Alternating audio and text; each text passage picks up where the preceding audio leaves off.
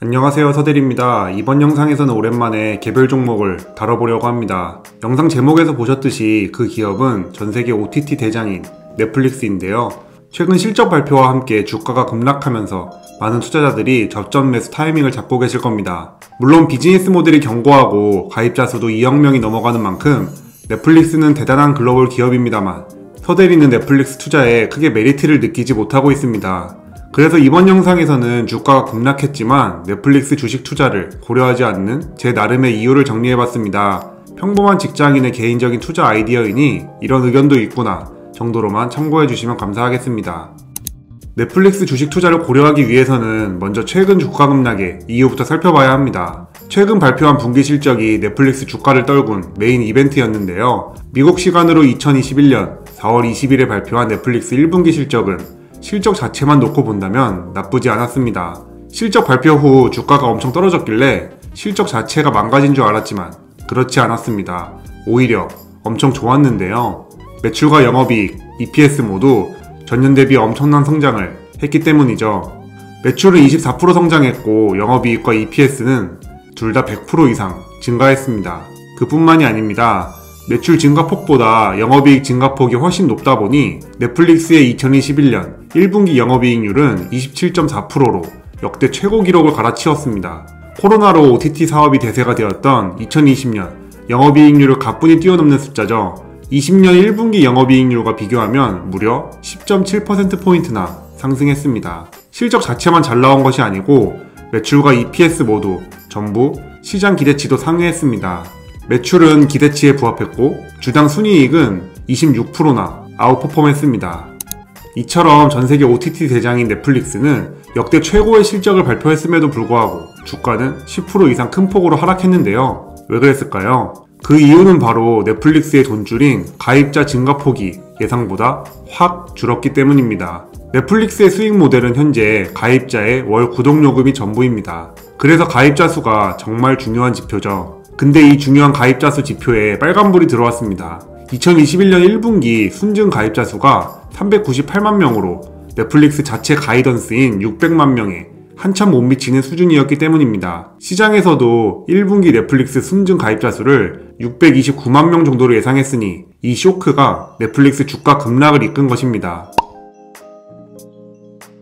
물론 398만 명이라는 숫자가 결코 작은 것은 아니고 OTT 서비스를 시작한 2012년부터 가입자 수를 보면 아름답게 우상향하고 있습니다. 하지만 분기별 순증 가입자 수를 살펴보면 이번 1분기에 증가폭이 확실히 줄어든 것을 알 수 있습니다. 주가는 미래 성장 기대감인 PER과 실적인 EPS의 합입니다. 순증 가입자 수가 급감했다는 얘기는 넷플릭스의 실적 상승폭도 줄어들 것이라는 의미입니다. 그러다 보니 자연스럽게 미래 성장에 대한 기대감도 빠지게 되는 것이죠. 이처럼 순증 가입자 수 급감이 주가를 결정하는 두 가지 축에 영향을 줬고 실제로 넷플릭스 주가 하락으로 이어졌습니다. 앞에서 넷플릭스 주가 하락에 대한 얘기를 해봤으니 이제는 본격적으로 급락한 넷플릭스 주식을 매수해야 하는가에 대한 제 생각을 이야기해 보겠습니다. 우선 그 전에 한 가지 말씀드리고 싶은 점은 넷플릭스 주식 투자를 부정적으로 본다고 해서 넷플릭스 주가 자체가 안 오른다는 것은 아닙니다. 시장 분위기만 좋으면 전혀 경쟁력 없는 기업들의 주가도 다 오릅니다. 하물며 OTT 대장인 넷플릭스도 충분히 더 오를 것입니다. 다만 제가 부정적이라고 하는 이유는 지금부터 투자하면 나스닥 지수를 추종하는 QQQ보다 장기적으로 더 높은 수익률을 기록할 수 있을까 라는 부분에서 의심이 있기 때문입니다. 이 내용을 참고해서 영상 시청해주시면 감사하겠습니다. 급락한 넷플릭스 주식을 사지 않는 첫 번째 이유는 주식시장과 다르게 혼자 떨어졌기 때문입니다. 개인적으로 시장 전체가 하락하면서 개별 종목들 주가도 다같이 떨어지는 상황일 때 투자를 선호하는 편인데요. 이 경우 아무래도 기업 리스크보다는 시장 분위기에 의해 주가 변동이 발생하는 것이기에 시장이 다시 정상으로 돌아온다면 주가 역시 금방 회복하기 때문입니다. 하지만 현재 넷플릭스 주가는 반대 상황입니다. S&P 500 지수는 연일 최고가를 갈아치우고 있을 만큼 견고하지만 넷플릭스는 순증 가입자 수 악재로 인해 주가가 떨어지고 있죠. 이 경우 앞으로의 주식시장 분위기도 어느 정도 예측해야 하고 넷플릭스에게 이 악재가 어느 정도 영향을 줄지도 판단해야 하기에 투자 난이도가 급상승합니다. 전업 투자자 같은 고수분들이라면 가능하겠지만 주식 어플도 자주 안 보는 평범한 직장인 투자자에게는 무리여서 투자할 만한 시점이 아니라고 생각합니다. 두 번째 이유는 넷플릭스 순증 가입자 수를 이전만큼 폭발적으로 늘리기 쉽지 않아 보이기 때문입니다. 넷플릭스 주가가 떨어진 이유가 순증 가입자 수 하락이라면 간단하게 생각해서 순증 가입자 수가 다시 예전처럼 급증하면 넷플릭스 주가는 다시 상승세를 탈 것입니다. 그리고 그 방법도 생각해보면 간단합니다. 넷플릭스를 가입할 짱짱한 콘텐츠들을 계속 확보하고 만들어내는 것입니다. 어때요? 참 쉽죠?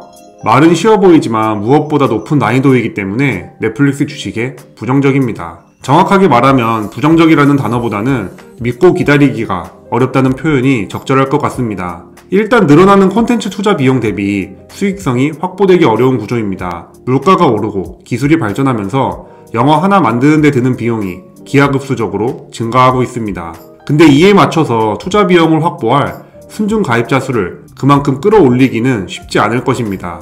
일단 단순히 투자를 많이 한다고 해서 무조건 사람들이 좋아하는 콘텐츠가 완성되는 것이 아니기 때문입니다. 넷플릭스에서 야심차게 런칭했다가 욕먹은 콘텐츠들도 엄청나고 콘텐츠 제국 디즈니도 욕먹고 내린 영화들이 수두룩한 만큼 비즈니스 난이도가 매우 높은 산업입니다. 콘텐츠를 기가 막히게 만들어도 문제가 또 있습니다. 디즈니를 포함한 쟁쟁한 기업들도 OTT 산업에 뛰어든 만큼 넷플릭스만의 확실한 경쟁력이 어떻게 생길지 고민이 됩니다. 마이크로소프트의 윈도우나 오피스, 비자의 신용 네트워크, 애플의 앱스토어, 구글의 유튜브 등 숨쉬는 것처럼 이용할 수밖에 없는 서비스는 아니라고 생각하기 때문입니다. 물론 이런 고민을 넷플릭스 경영진들이 잘 헤쳐나가겠지만 당장 저에게는 믿음이 전해지지 않아서 믿음이 있는 다른 기업들에 투자하는 것이 마음 편한 방법이라고 생각합니다. 실제로 이번 분기 넷플릭스가 역대급 영업이익률을 기록할 수 있었던 이유도 코로나로 인해 콘텐츠 제작을 할 수 없었기 때문입니다. 콘텐츠 제작 및 투자 비용이 사용되지 않으면서 자연스럽게 돈이 많이 남은 것이죠. 다시 콘텐츠 제작이 활성화된다면 넷플릭스 영업이익률도 예전에 10%대로 돌아가지 않을까 싶습니다. 세 번째 이유는 현재 넷플릭스의 수익 모델이 거의 가입자 구독 매출에 의존한다는 점입니다. 그러다 보니 넷플릭스 주가는 순증 가입자 수 지표에 너무 휘둘릴 수밖에 없습니다. 이런 부분도 마음 편한 투자를 지향하는 서대리에게 있어서 불안 요소인데요. LG 생활건강처럼 분산된 포트폴리오로 하나가 부족하면 다른 하나가 채워주면 좋은데 넷플릭스는 그렇지 않습니다. 구독 매출 외에 고객의 시청 데이터를 잘 가공해서 판매한다든지 광고 등을 통한 다양한 수익 모델이 생긴다면 주가에 긍정적인 영향을 줄 것이라고 생각합니다. 현재는 구독자 증가 말고는 주가를 끌어올릴 요인이 별로 없기 때문에 코로나로 못쓴 콘텐츠 투자 비용으로 자사주 매입도 고려하는 것 같습니다. 이제는 성장보단 내실을 더 다지는 것인가 싶기도 하는데요. 관련해서 30일 무료 체험이나 계정 공유 등을 막는 조치를 하는 것을 보면 이번 기회에 확실히 수익성을 잡고 간다는 의지도 보입니다. 투자자 입장에서는 넷플릭스 수익성이 좋아질 테니 반가운 뉴스일 겁니다. 하지만 이는 그만큼 콘텐츠 투자 비용이 엄청날 것이기 때문에 지금보다 더 많은 돈을 조달해야 한다는 의미로도 볼 수 있겠네요.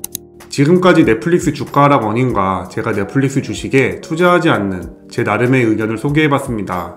기본적으로 개별 종목을 매수할 때 제 생활 속에서 쉽게 볼 수 있고 이용하는 기업들의 주식을 사는 서대리이다 보니 넷플릭스에 많은 관심을 가지고 있습니다. 하지만 막상 투자를 하려고 하면 앞에서 살펴본 이유들이 계속 생각나서 믿음을 가지고 장투하기 어렵기 때문에 이번 주가 급락에도 매수를 하지 않았습니다. 물론 넷플릭스 경영진들이 저보다 훨씬 똑똑하고 대단한 분들이기 때문에 이런저런 리스크를 잘 해결할 것입니다.